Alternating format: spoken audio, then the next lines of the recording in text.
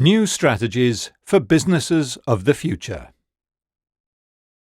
Startup companies.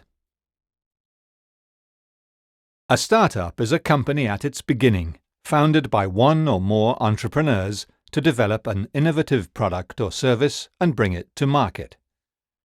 By its nature, the typical startup tends to be small at the launch, and it is financed by the founders and other people who share the vision.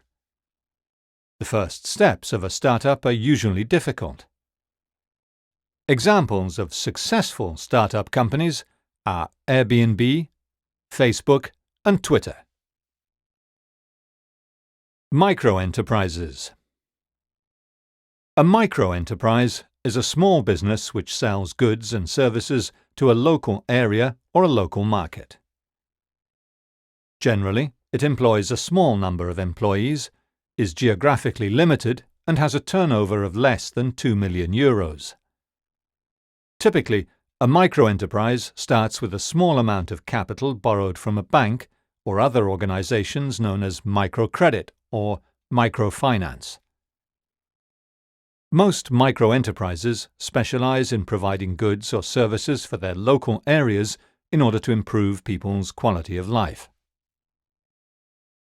The idea of microenterprises and microfinance was developed in the late 1970s in Bangladesh as a way to provide people in need with a way to sustain themselves financially and economically.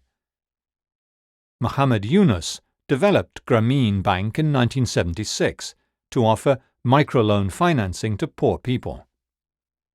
Since then, a number of organizations have developed microenterprise programs, above all in developing countries.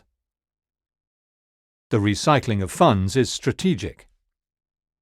Once the loan is repaid, usually within maximum a year, the money is offered to someone else. This helps multiply the impact of the money loaned in changing poor people's lives.